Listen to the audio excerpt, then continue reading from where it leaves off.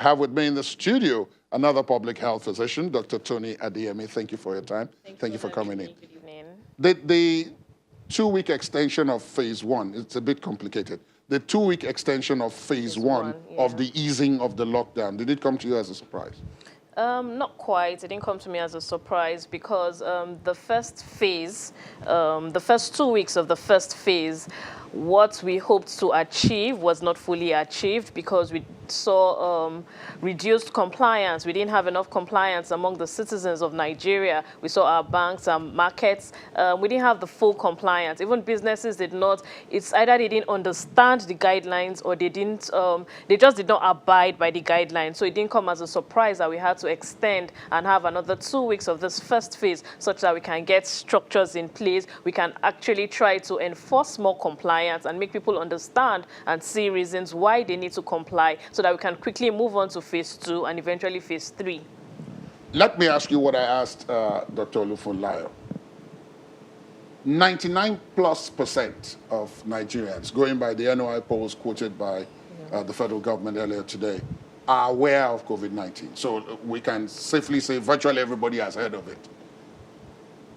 But that has had very minimal impact on the level of compliance, even going by what you say. Do you agree with Dr. Olufunlayo that it's a question of engagement, that we haven't engaged, that those in authority, those with the information, haven't engaged the people enough, and therefore the people are acting on one side, the government is on the other? Oh, yes, I totally agree with her.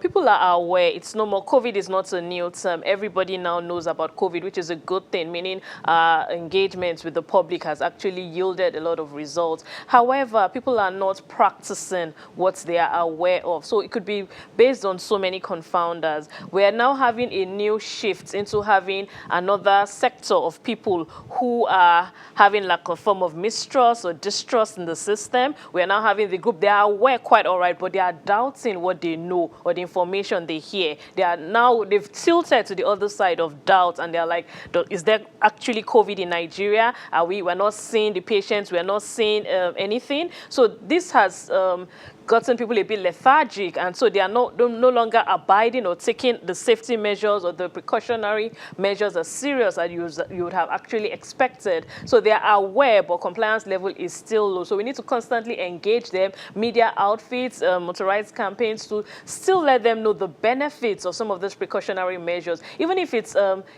fine, it's COVID today, but we have more infections that are actually out there, which you need to constantly protect yourself from. So you need to actually adhere to some of these measures. Do you think enforcement is part of the problem?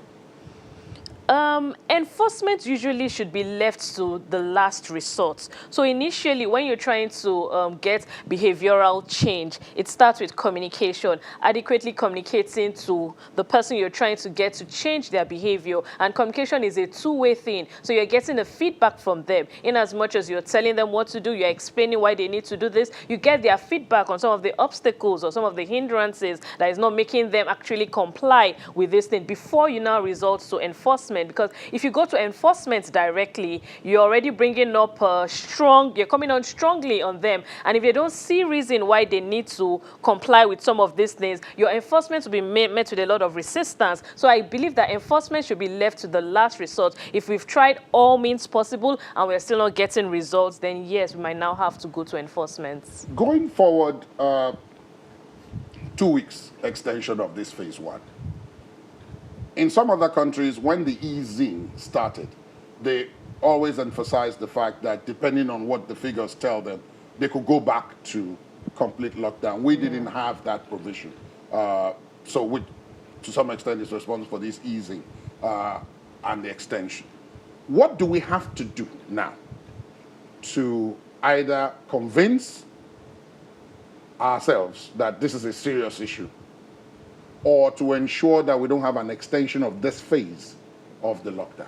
In order not to have an extension of this phase, it's actually simple. Why we're having a repeat 2 weeks of this first phase is because the government or health authorities were not satisfied with the level of compliance. So we want to see more compliance from everybody's part, individuals, the community, corporate organizations. Another thing that can hinder compliance is if the right structures are not in place. For example, if we take the example of what happened in the banking halls initially, because the customers came, you did not clearly mark out where each person was supposed to stand, you had a crowd. So organizations right now should start coming up with structures. Let people get there and meet the structures on ground. There's a tendency that even before you try and hammer on them, they fall into line based on what is already on ground. So we need to go back, we need to think, we need to plan. Organizations need to plan, market leaders need to plan. How can we continue? Because by the time you're hoping for the next phase, which includes more businesses opening, longer hours and all. So you need to come up with a plan. Luckily, Lagos State has come up in conjunction with the Safety Commission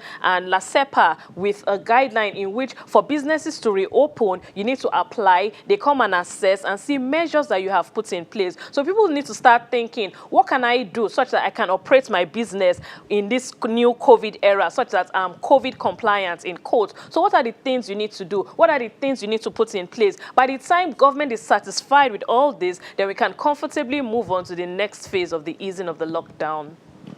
Thank you so much, Dr. Tony Adeyemi. Thank you so much. Thank you very much for having me. It's been a pleasure having you here.